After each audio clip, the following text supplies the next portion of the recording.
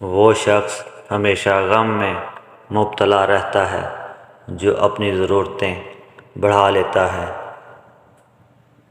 طلب سچی ہو تو خدا کی مدد پہنچ جایا کرتی ہے۔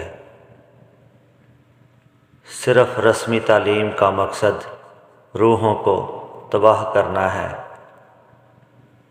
محبت کے علاوہ جو کچھ تم دیکھتے ہو وہ ہمیشہ نہیں رہتا۔ دوسروں کے سہارے جینا چھوڑ دیں، کیونکہ آپ پیدا ہی کھڑے ہونے کے لیے ہوئے ہیں۔ خاموشی سمندر ہے اور گفتگو نہر کی طرح ہے۔ تجھے سمندر تلاش کر رہا ہے، تو نہر کی تلاش نہ کر۔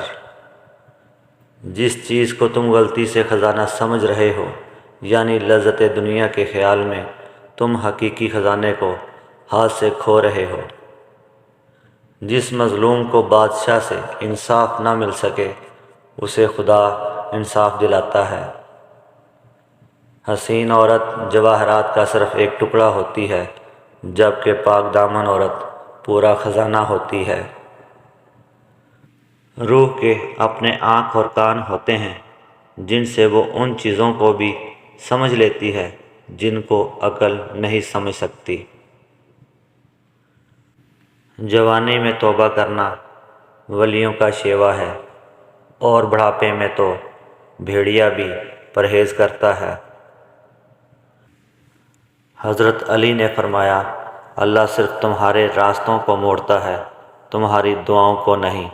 وہ تمہیں اپنے طریقے سے تمہاری من پسند منزل تک لاتا ہے۔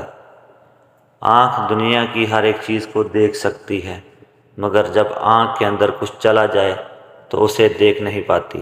بالکل اسی طرح انسان دوسروں کے عیب تو دیکھتا ہے، پر اپنے عیب نظر نہیں آتے۔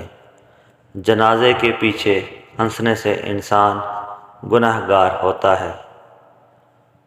جس طرح گھڑی کی سوئی آگے پیچھے کرنے سے وقت نہیں بدلتا، اسی طرح گردن اونچی یا نیچی کرنے سے انسان کی اوقات میں کوئی فرق نہیں آتا۔ خطرہ کوئی نہیں مجھے کسی کے زوال کا، میں دیوانہ ہوں محمد کی آل کا، صلی اللہ علیہ وآلہ وسلم۔